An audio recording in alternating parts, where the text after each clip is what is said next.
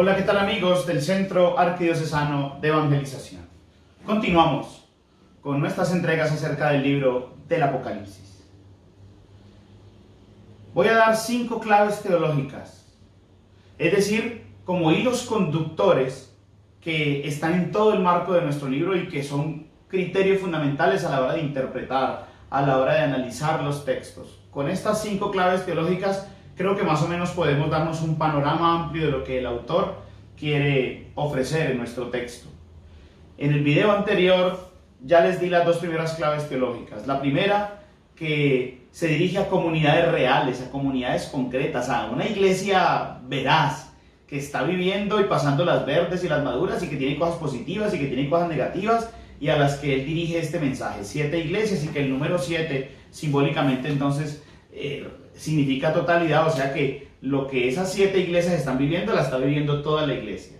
Y lo que él quiere advertir a esas 7 iglesias, se las quiere advertir a toda la iglesia. La segunda clave teológica que les compartí es que el Apocalipsis es un libro de la felicidad, el libro de las bienaventuranzas, el libro de la dicha, de que es posible un mundo mejor a través de otro tipo de estructuras diferentes a las que ofrece el Imperio Romano. Y entonces la opción de la iglesia, la opción del cristianismo, es que sí es posible ser feliz, pero a través de la fraternidad, de la justicia, de la libertad, de la paz, del bienestar para todos, ¿eh? Que era todo lo contrario a lo que ellos están viviendo en ese ambiente. Y por eso Juan les anima a la bienaventuranza, a que dichosos, felices podrán ser, y que esa felicidad es realizable, es concreta, es posible. Las otras 3 claves teológicas están aquí. Entonces vamos a compartirlas en este video y dejamos para los otros 2 videos posteriores todo lo que tiene que ver con el simbolismo y vamos a ver un poco todos estos símbolos que tanto nos interesan del libro del Apocalipsis. Abarquemos hoy lo que son estas otras 3 claves teológicas para quedar con 5 y tener un panorama amplio a la hora de interpretar y de ubicar un texto. Bien, tercera clave teológica. El Apocalipsis es un libro de la esperanza. Ese es el fin último. El fin último es generar esperanza. El fin último es animar en la esperanza. No tiene nada que ver ni con fin del mundo, ni con miedos, ni con cataclismos, no tiene nada que ver con el Apocalipsis. El fin último del Apocalipsis es imprimir en el alma y en el corazón cristianos de esta comunidad esperanza. Entonces, recuerden, son claves teológicas, es decir, son hilos conductores que abarcan todo el texto. Pero para unos ejemplos concretos, entonces, por ejemplo, capítulo 4. En el capítulo 4 se dice que Dios es el Señor de la historia. Dios es el que conduce, Dios es el que señorea, Dios es el que capitanea esta nave. Y eso produce muchísima esperanza, es decir, no estamos solos. Dios sabe para dónde nos lleva, Dios está conduciendo la historia en medio de estas adversidades y de esta maraña de situaciones que vivimos a finales del siglo I, pero Dios va con nosotros. Dios es ese Señor que está sentado en el trono, gobernando, reinando. El mal no va a prevalecer. El mal no prevalece. El mal no sale vencedor. Tú no tienes claro eso, ¿eh? De que aunque vivimos adversidades, el mal no es quien dirige ni quien gobierna esta historia. La dirige Dios. Capítulo 5. Otro ejemplo de que es un libro que apunta hacia la esperanza. Jesús resucitado ha vencido la muerte. Y entonces aparecen esas 2 figuras tan bellas. ¿Quién es el vencedor? El león de la tribu de Judá. Bello, la tribu de los pastores. Es ese capítulo donde aparece el cordero, de pie, degollado, pero de pie. Es muy bella esa figura, ¿eh? El que ha tenido que pasar por la muerte, pero está vivo, sigue en pie. Entonces son figuras que alientan a la esperanza. No tapan el sol con un dedo. Hay sufrimiento, hay dificultad, pero si Dios señorea la historia, si Jesús está vivo, de pie, aquí con nosotros, entonces es un aliento para el mañana y para seguir en la instauración del reino de Dios. Otros ejemplos de que el Apocalipsis es un libro de la esperanza, los últimos capítulos el capítulo 21 y el capítulo 22 nos van a hablar de la Nueva Jerusalén. Entonces, la Nueva Jerusalén es el mundo nuevo, construido a través de relaciones nuevas, de justicia, de fraternidad. El paraíso, porque nos van a hablar también allí del árbol en el medio, el paraíso entonces para la comunidad, para el género literario apocalíptico, para nuestro libro, el paraíso no fue algo que perdimos en el pasado. El paraíso es algo que tenemos que conquistar y que está en el mañana. Por eso la esperanza es lo que nos alienta en cada amanecer. La esperanza es lo que jalona la vida de un cristiano. Por eso el paraíso está puesto, es en el futuro, en lo que queremos construir, en lo que queremos conseguir a partir de la fraternidad y de la justicia y de los valores propios del Evangelio. Entonces, son ejemplos de que el hilo conductor del Apocalipsis va apuntando a la esperanza. Cuarta clave teológica. El Apocalipsis va a apuntar a que esa esperanza, ese mañana mejor, se construye a través de la resistencia apocalíptica, resistencia.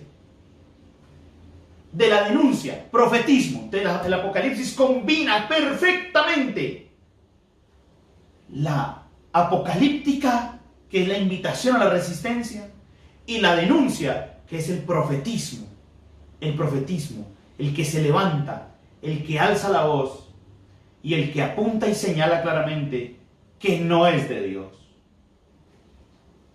Y el testimonio. Entonces estamos inmersos en un marco martirial. Mártir, palabra griega, significa testigo, testimonio.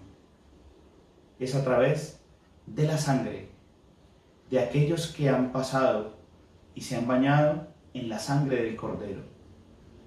Entonces, el testimonio, el profetismo, la resistencia, anima a esas comunidades. Es decir, como que le fueron encontrando sentido al sufrimiento, le fueron encontrando sentido a que la sangre de estos mártires era la semilla de un mundo nuevo, sangre de mártires, semilla de cristianos. A que la adversidad que pasaron con tanta valentía, en lugar de menguarlos, por el contrario, iban siendo motivo de admiración en todo ese ambiente pagano del imperio. Eran admirables los cristianos que no se rendían, que eran fieles a su convicción de fe, que se atrevían a denunciar a los falsos dioses del imperio y que si era con la vida, la ofrecían, la daban. Eso parece muy claro en los capítulos 7, capítulo 10, capítulo 11, todos estos capítulos que tienen que ver con el martirio, con el testimonio, con la resistencia y con la denuncia.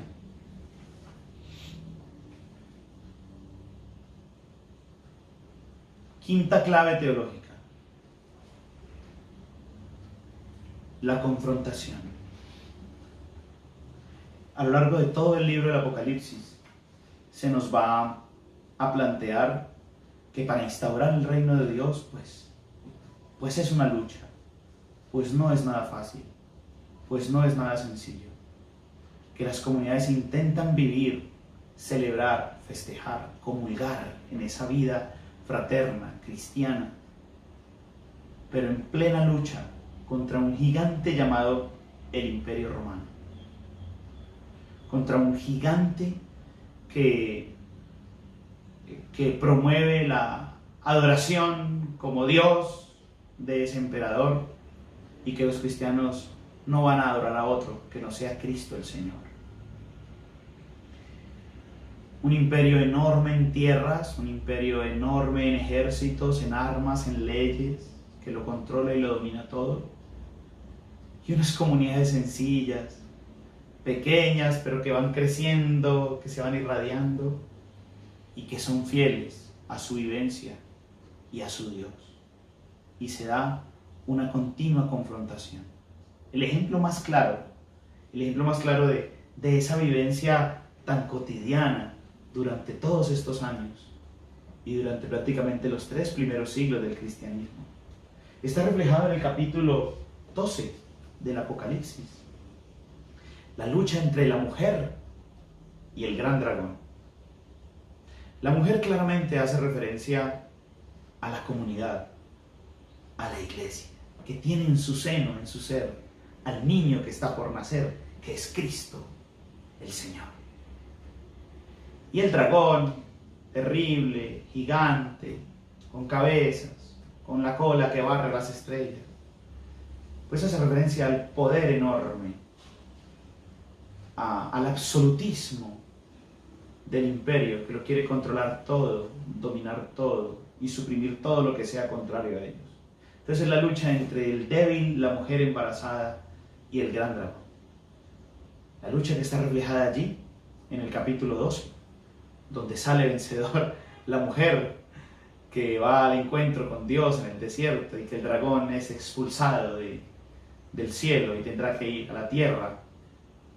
Es decir, que las luchas continúan, que las luchas son cotidianas por promover el reino de Dios y su justicia. Entonces, se da una confrontación donde Dios siempre nos protege. Recuerden, como es una clave teológica, pues todo el tiempo están en esa lucha, todo el tiempo están en esa persecución, todo el tiempo el dragón quiere devorarse al niño, a la mujer. Pero está la firme convicción de que en medio de esa confrontación entre David y Goliat, para utilizar una figura del Antiguo Testamento, esa confrontación entre el débil y el poderoso, Dios siempre protege el débil. Dios opta por aquel débil que está haciendo las cosas según su corazón. Y entonces ellos están convencidos que así como Dios los libró en el pasado del imperio egipcio, que así como Dios los libró cuando tenían por detrás a los egipcios y por delante el mar, y se abre para que el pueblo sea libre, de la misma manera Dios protegerá y Dios liberará. Que de la misma manera como Cristo ha vencido la muerte, que era el gran enemigo, ¿cómo no podremos vencer este adversario? Entonces están convencidos que así como Cristo ha sido el vencedor de la muerte, está con ellos y les ayudará a vencer este gran dragón. Que de la misma manera ellos se sienten protegidos en el ahora, la protección de Dios, el Dios que camina en la historia, el Dios que camina con ellos, el Dios que los hace libres, el Dios que los protege del maligno. Están convencidos de eso, están absolutamente convencidos. Y eso está claramente, bellamente relatado allí en este simbolismo tan lindo del capítulo 12. Pero como es una clave teológica, la pelea no solamente se da en el capítulo 12, sino que es la lucha constante, la confrontación constante de las comunidades cristianas con sus valores, con sus virtudes, con su fe, ante este imperio que les quiere callar, que les quiere suprimir, que les quiere perseguir y asesinar. Yo creo que con esas 5 claves teológicas que he compartido en estos 2 videos, podemos contextualizar de una manera muy clara cada detalle que va dando nuestro texto. Con estos claros ejemplos de estos capítulos, ustedes pueden entonces ubicarse de una manera general en un marco amplio para decir hacia dónde apunta el libro, hacia dónde apuntan estas cartas, qué es lo que quiere conseguir el autor para tocar el alma y el corazón de esas comunidades cristianas. 5 claves teológicas.